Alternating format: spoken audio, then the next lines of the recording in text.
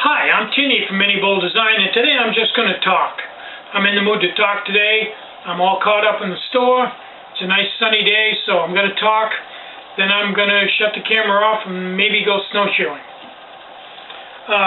What I want to talk about first, and I have several things I want to talk about, is this Apple iPad. Now, I was reading on the internet the other day and I wondered about this, the reason why I was studying it. This has a lithium polymer battery in it, not no lithium ion, but lithium polymer.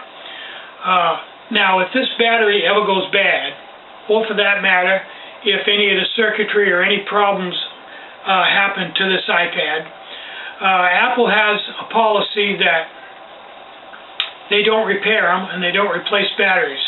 You simply send this back to them with a $100 bill, plus like $4.37 shipping or something like that.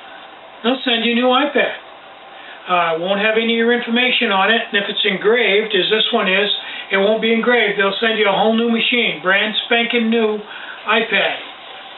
Now, that in itself tells me that if they can switch out an iPad and give you a brand new one for $100, then that tells me they've got less than $100 in this to begin with. And I say, well, probably taking yours and using it for parts. I don't think that they're going to take this core or this battery or this case or this screen and resell it for a new iPad. They might sell it as refurbished, but I've never seen a refurbished one, so I'm thinking they probably melt this down and start over again. They'll just junk it. Just logic. Logic's an important thing. Now here's some more logic. If this costs them $100 to make and it's assembled in China, how much more would it cost to have assembled it in the United States? Well, if the whole unit is worth about $100 to them, I would think $50. So since this sold for $500, that means they made $400 profit. But if they'd made it in the United States and assembled it in the United States, they would have made $350 profit per unit.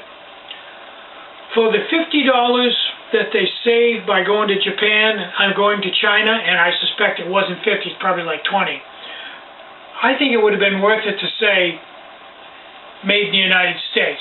That's worth a lot to me, and it would just make them look a lot more reputable. I'm a little disappointed that they went to China. I also noticed on this, when you start buying things, that this is designed as much as possible, and they can't do it 100%, that if there's anything that Apple sells, you're going to have to buy Apple. You can't really buy anybody else's stuff.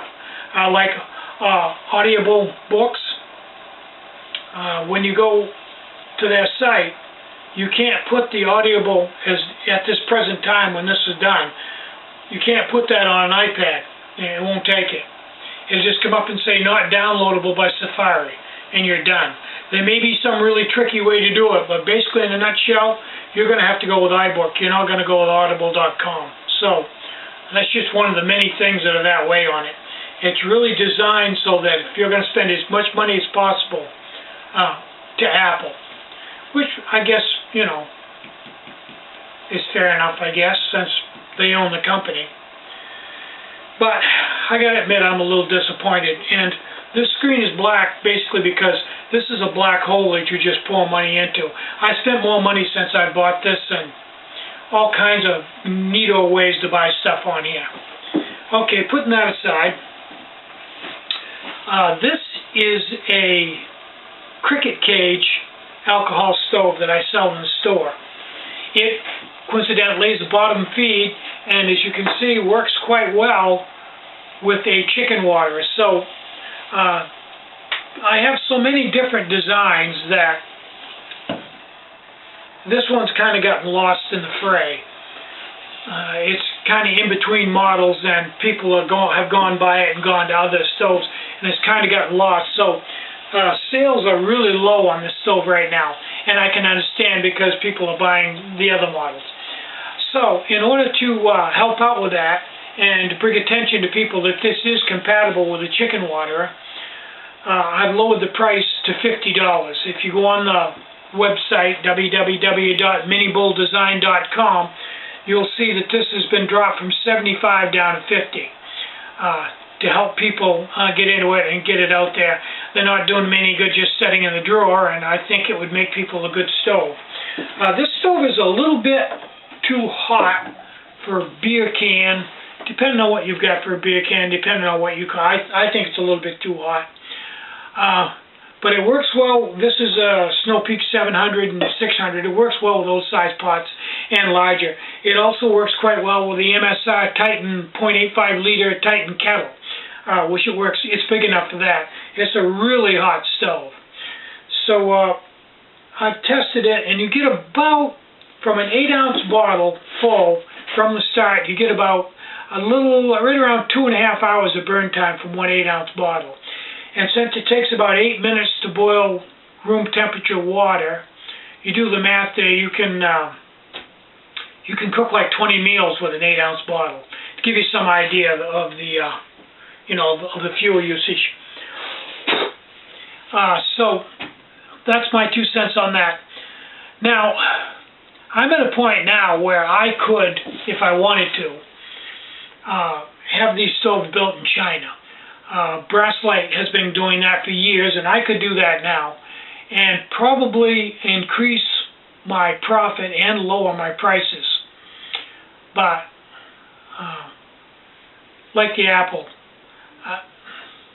I just don't have a good feeling about having stuff made in China. With as many people as there is in the United States out of work, why in the world would I want to take work from the United States and send it over to China? That's just not right. I think that's everything I want to cover for right now. It's a really nice day out today, about 30 degrees, and the sun's out. The eaves are starting to drip a little bit. So I'm Tinny from Mini Bull Design. Get out and hike, take a friend, enjoy the great outdoors, and more important than anything, have a really great day. Bye-bye.